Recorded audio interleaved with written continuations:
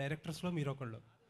But చాలామంది ఏమంటారంటే హరీష్ గారి ఫాలోవర్స్ కంటే కూడా ఆయన బ్లాక్ చేసిన మెంబర్సే ఎక్కువ అంటారు. మీరు అంటే సోషల్ మీడియా హేట్ కానీ సోషల్ మీడియా ట్రోలింగ్ కానీ ఎందుకంత సీరియస్గా తీసుకుంటారు? నేను సీరియస్గా తీసుకుంటే సోషల్ మీడియాలో యాక్టివ్గా ఎందుకుంటాను? ఒకవేళ నేను సీరియస్గా తీసుకుంటే అంటే హట్ అయితేనే కదా మీరు బ్లాక్ చేస్తారు. కాదండి, అన్నెసెసరీ డిస్టర్బెన్స్.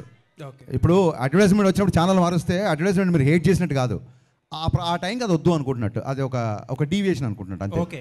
సో అది వాళ్ళు ఏదో హట్ అయిపోయి బ్లాక్ చేసినట్టు కాదు. అండ్ ఇంకోటి, ఖచ్చితంగా కొన్నిసార్లు హట్ అయి బ్లాక్ చేసి ఉంటాయి. ఎప్పుడైతే బూతులు మాడతారో అప్పుడు ఖచ్చితంగా బ్లాక్ చేస్తాను, ఖచ్చితంగా హట్ అవుతాను. ఓకే అండి, all the best for the film. Thank you. Harish గారు, కంటెంట్ పరంగా నిశాంత్ గారు, నాకు ఇందాక మీరు హట్ అవుతున్నారు అంటే నాకు సడన్గా మీరు ఆ క్వశ్చన్ తో గుర్తొచ్చింది. ఇది మిమ్మల్ని క్వశ్చన్ చేయడం కాదు, లేదా మిమ్మల్ని నిలదీయడం కాదు, but I want always ask this. ఏమైందంటే సుమ గారు ఒకసారి స్నాక్స్ గురించి ఒక కామెంట్ చేసినప్పుడు మీరు ఆవిడ కాదు క్వశ్చన్ వినండి, చాలా మంచి సార్ వినండి, మీరు చాలా బాగా అడిగారు. నన్ను ఫినిష్ చేయని చెప్పండి సార్.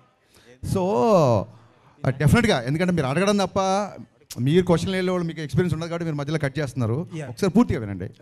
సుమ గారు స్నాక్స్ గురించి కామెంట్ చేసినప్పుడు మీరు హట్ అయ్యారు. So I appreciate that.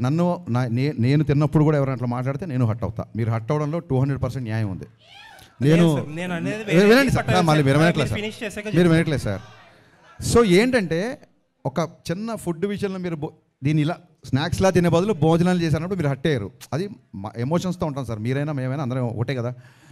అలాంటిది ట్విట్టర్లో కొన్ని కామెంట్స్ ఎలా ఉంటాయంటే పేరెంట్స్ని ట్యాగ్ చేస్తూ లేదా ఇంకోటి బూతులతో ఉంటుంది. సో హర్ట్ అవడం అనేది సహజం, అది మీకు అర్థమైంది అనుకుంటా.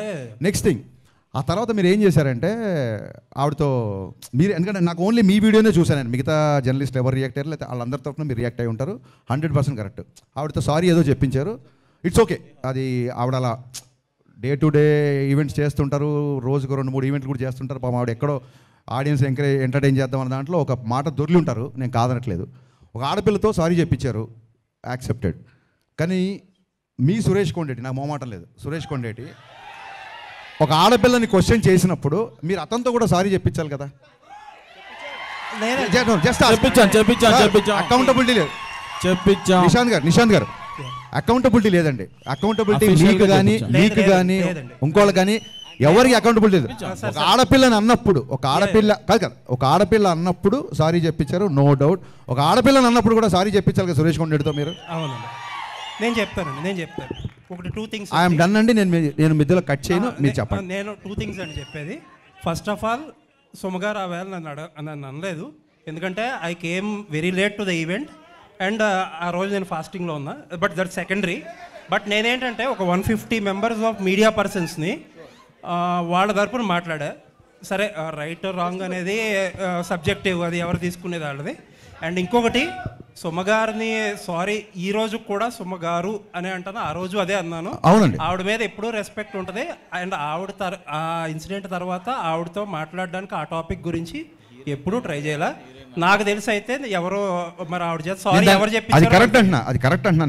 ఇంకొకటి ఏంటంటే, మీరు ఇంకొకటి ఏదో ఒక జర్నలిస్ట్ గురించి నేను పేరు చెప్పడం మొహమాటం లేదండి, నేను చెప్తాను, సురేష్ కొండేటి చెప్తున్నారు. మీకు తెలుసో లేదో నాకు, నేను ఆయనకి చెప్పే, ఆయన సీనియర్ కాబట్టి నేను చెప్పకూడదు కానీ, బట్ ఐ థింక్ సో ఇప్పుడు ఆల్రెడీ అసోసియేషన్స్ ఉన్నాయి, దానికి తగ్గట్టు కొన్ని స్టెప్స్ అయితే తీసుకున్నారు కూడా. Thank you for your patience అండి.